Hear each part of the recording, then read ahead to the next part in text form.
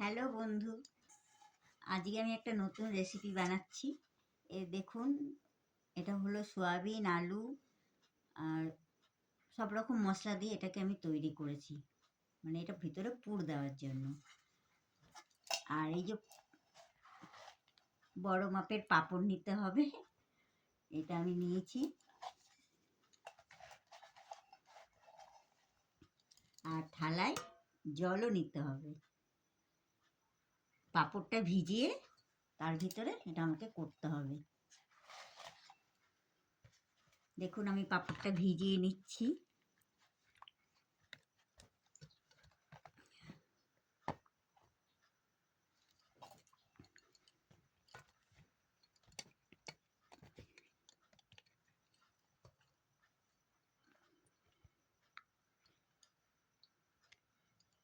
এটা গোটা পাঁপড়েও করা যাবে, অর্ধেক পাঁপড়েও হবে।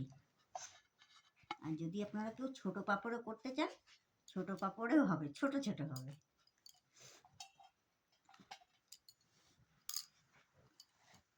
প্রথমে পাঁপড়টাকে ভিজিয়ে নিলাম।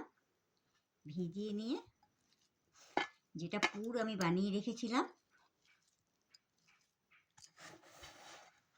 সয়াবিনের, এটার মধ্যে আপনি সয়াবিনের যে পুরটা বানিয়েছি এটার ভিতরে আপনি ইও দিতে পারেন, ডিমও দিতে পারেন। ডিম দিয়েও করলেও ভালো হবে। এটা ওটা হয়ে যাবে আমিষ।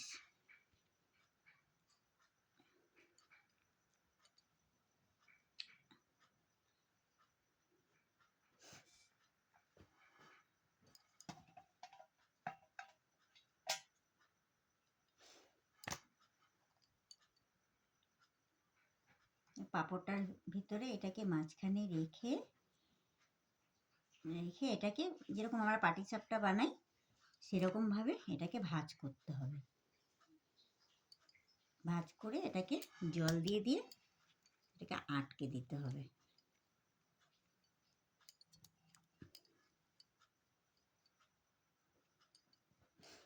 আটকে দিয়ে এটা এরকম করে রেখে দেবেন। এটা পরে তেলে ভেজে নিতে হবে। তেলে ভেজে আপনি যেরকম আমরা মাংসের তরকারি করি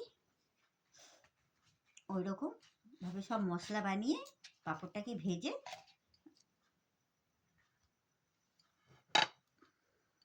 তরকারিও করতে পারেন। শুকনো খেতে ইচ্ছে করলে শুকনোও খাওয়া যাবে।